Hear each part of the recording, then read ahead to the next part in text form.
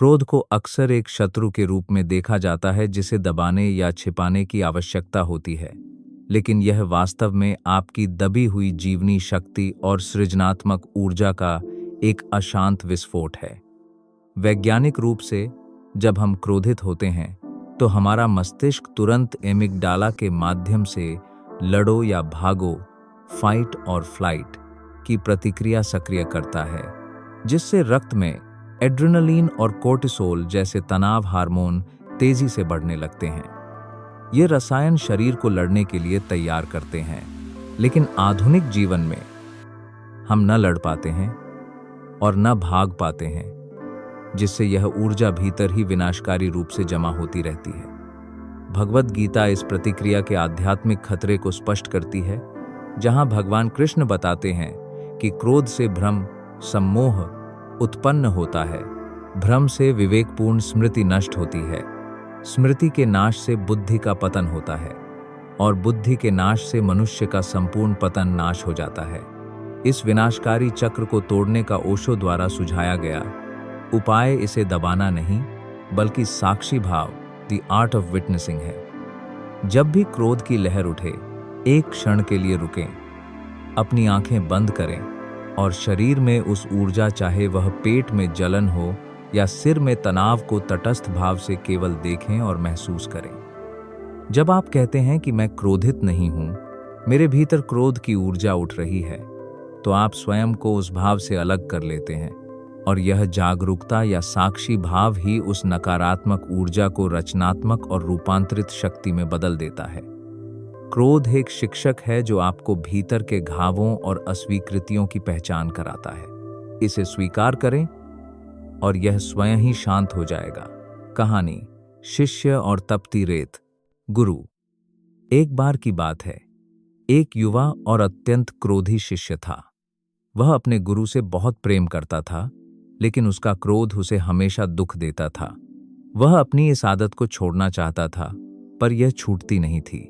एक दिन वह गुरु के पास गया और गिड़गिड़ाया, गुरुदेव, मैंने बहुत प्रयास किया, लेकिन यह क्रोध मुझसे नहीं संभलता। मैं इसे दबाता हूं, पर यह दुगुनी ताकत से वापस आता है। मुझे कोई उपाय बताइए। गुरु मुस्कुराए, उपाय है, पर आज नहीं। कल सुबह सूर्योदय से पहले तैयार रहना। अगले दिन भोर के समय गुरु शिष्य को एक विशाल रेगिस्तान के बीचों बीच ले गए। सूरज अभी निकला नहीं था, इसलिए रेत ठंडी थी। गुरु ने कहा, देखो वत्स, यह क्रोध तुम्हारे भीतर एक अदृश्य गठरी की तरह है। आज तुम इसे दबाने का प्रयास मत करना। आज तुम इसे बाहर फेंकना। शिष्य हैरान हुआ, बाहर फेंकना? कैसे? गुरु ने कहा, तुम्हें यह तपती हुई रेत दिखाई दे रही है। जैसे ही सूरज निकलेगा और यह रेत गर्म होने लगेगी, तुम्हें तब तक यहां खड़े रहना है जब तक तुम्हें क्रोध न आ जाए, और जिस पल तुम्हें क्रोध आए, उसी क्षण तुम बिना सोचे समझे दौड़कर भाग जाना। बस इतना ही करना है। क्रोध आए और तुम भागो। शिष्य ने सोचा, यह कैसा उपाय है? यह तो बच्चों का खेल है, लेकिन गुरु का आदेश था। सूरज निकला, रेत धीरे धीरे तपनी शुरू हुई। शिष्य पहले तो शांत खड़ा रहा, लेकिन जैसे जैसे रेत गर्म होती गई, उसके पैर जलने लगे। पहले उसने दबाया, यह तो परीक्षा है, मुझे शांत रहना है। लेकिन रेत अब जल रही थी, असहनीय। उसका पूरा शरीर पसीने से भीग गया। दर्द क्रोध में बदल गया। वह चीखा, यह कैसा अनावश्यक कष्ट है?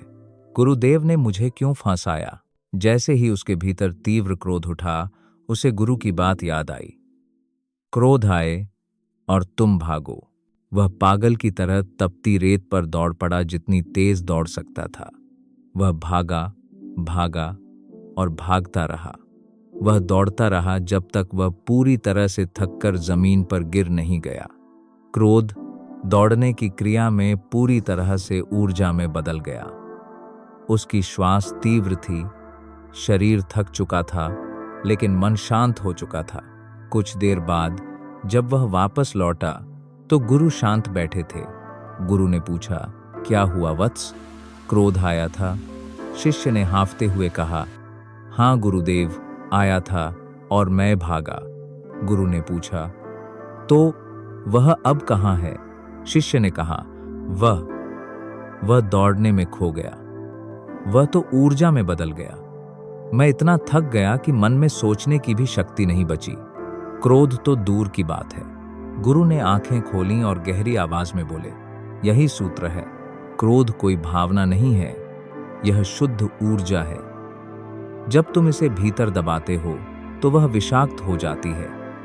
जब तुम इसे बाहर बिना किसी पर डाले, जैसे दौड़कर, नाचकर, चिल्लाकर तकिए पर, तो तुम उसके साक्षी बन जाते हो। तुम उसे एक प्रवाह फ्लो दे देते हो। वह ऊर्जा जो तुम्हें जला रही थी, अब तुम्हें स्वच्छ कर गई। जब गुस्सा आए तो किसी व्यक्ति पर मत फेंको, उसे अपने काम पर डालो, उसे अपने नृत्य में डालो, उसे अपने सृजन में डालो, उसे अपनी दौड़ में डालो।